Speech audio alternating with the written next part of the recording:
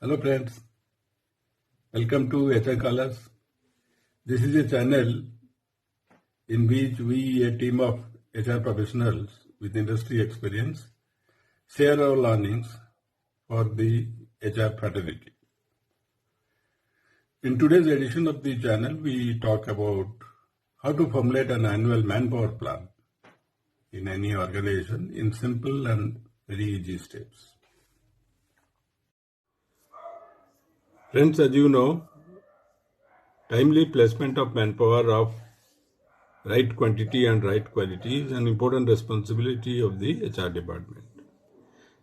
In order to carry out this role systematically and in a planned manner, organizations formulate annual manpower plans.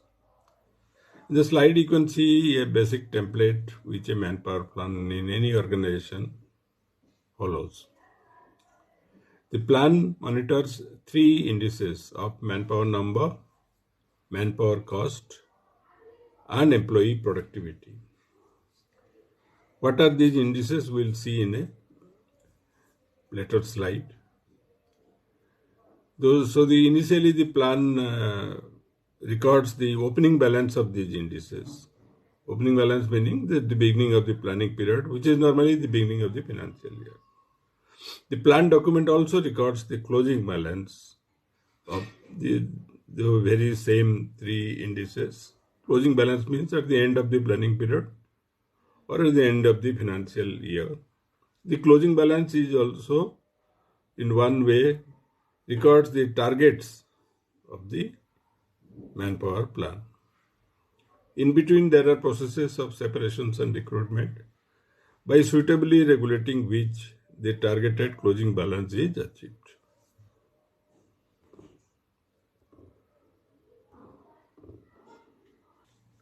At the very outset, the HR planner has to decide the value for the opening balance of all the three parameters of manpower number, manpower cost, and employee productivity at the beginning of the year.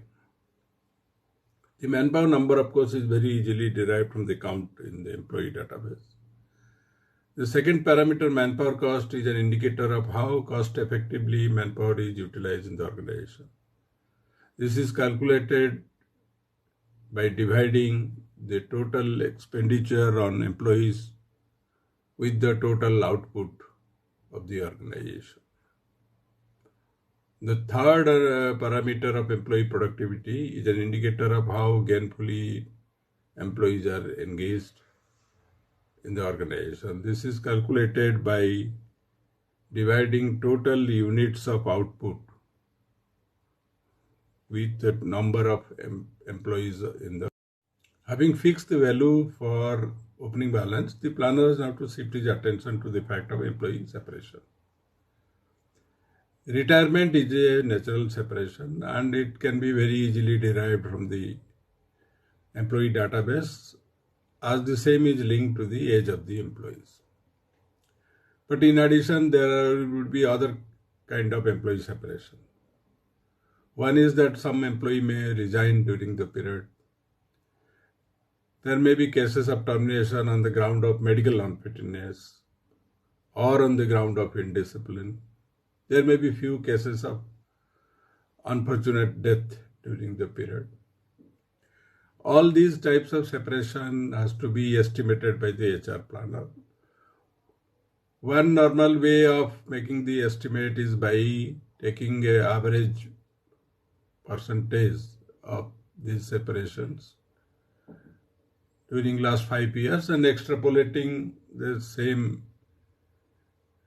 in the planning period. Apart from all these, some organization may be running voluntary retirement scheme as a part of their downsizing strategy.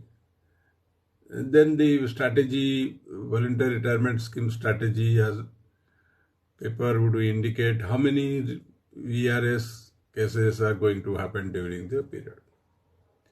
Taken together, this gives the total employee separation during the planning period. Well, friends, having finalized the figures for separation, let us shift our attention to the issue of recruitment. Recruitment is an important function of HR, as all of us know, and it is an important input in the manpower plan.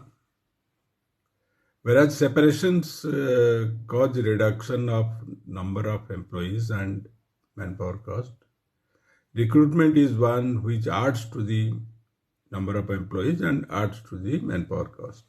However, recruitment contributes to improvement in employee productivity.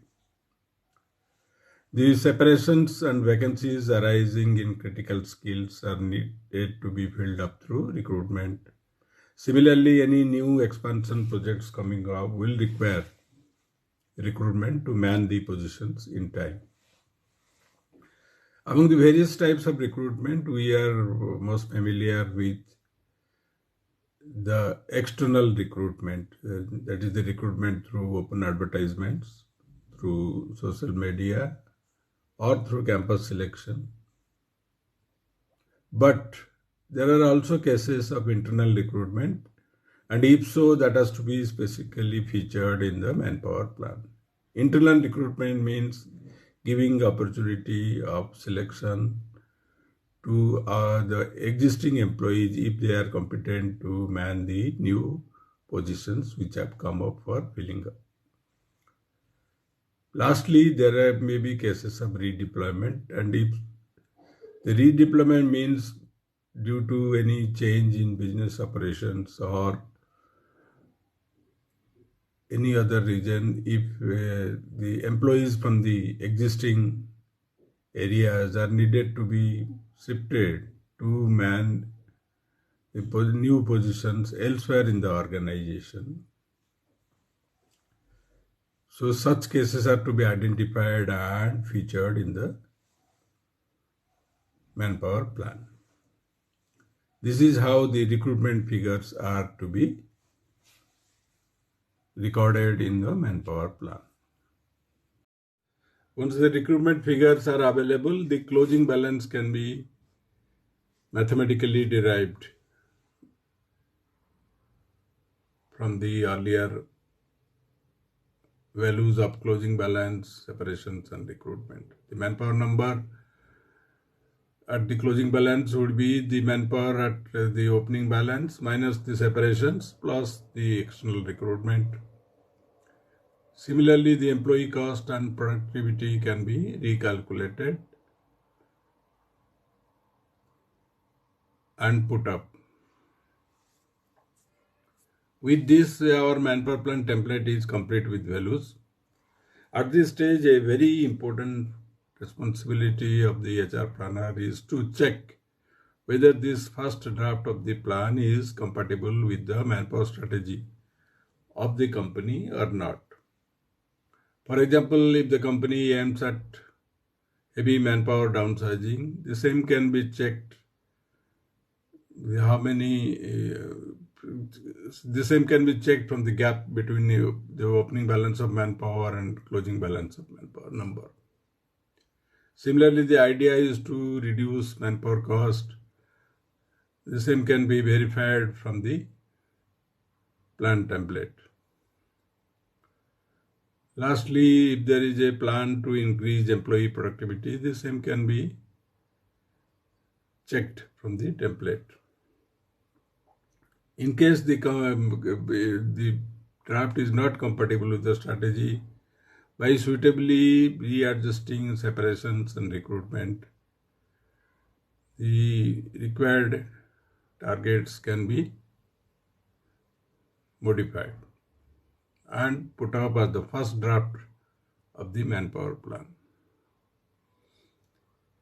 Once the top management approves the manpower plan, the same can be put to implementation.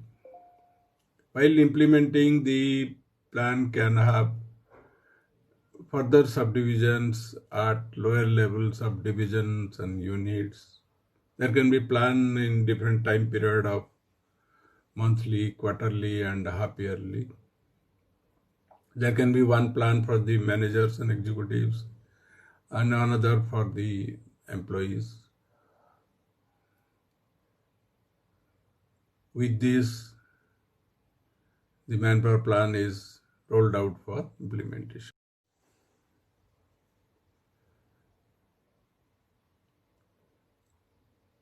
Thank you for watching the video. We'll look for your feedback and queries, if any, in the comment section of the video. Thank you again.